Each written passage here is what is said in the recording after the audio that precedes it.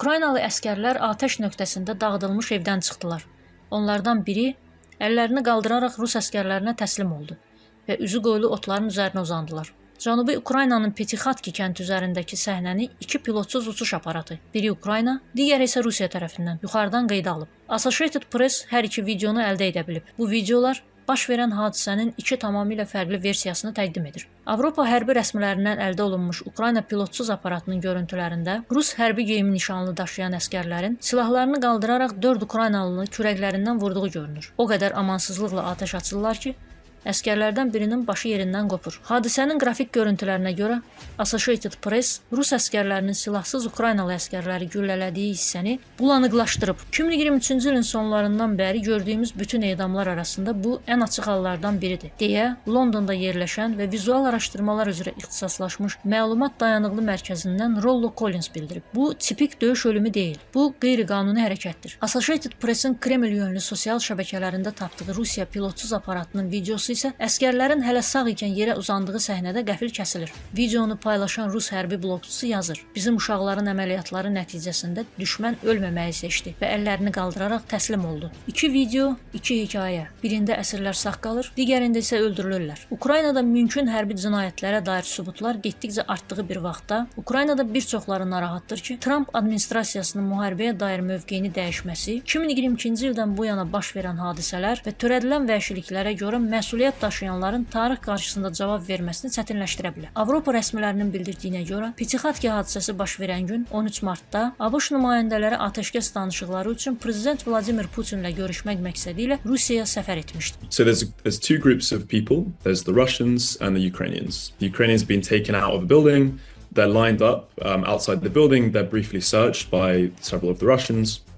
These Russians then wait for further 2 more Russian soldiers to join them, at which point they answer something on the radio, perhaps, wait for a moment, and then they begin spraying fire into these soldiers. After the initial barrage of fire is completed, at least 2 of these Russian soldiers go up to each of the soldiers and finishes them off. This is not a typical assault on a position and overwhelming the enemy. This case is a fairly methodical and surgical clearing out of a building. The soldiers are unarmed. They're no threat to these Russian soldiers. They're taken outside and then they're executed. This is not in the typical laws of war. This is not something that we'd expect to see between two conventional forces. So no, our assessment is quite clear. This is not a typical combat killing. Since last August, we've documented a startling spike in the number of executions of captured Ukrainian service persons. We've documented the killings of 91 captured Ukrainian soldiers in 29 separate incidents. So it's a really concerning increase. We've seen calls on social media by Russian officials for the killings or the torture of Ukrainian prisoners of war. We've also documented direct orders or endorsements of reported executions by military groups linked to the Russian armed forces, with these endorsements or orders shared publicly.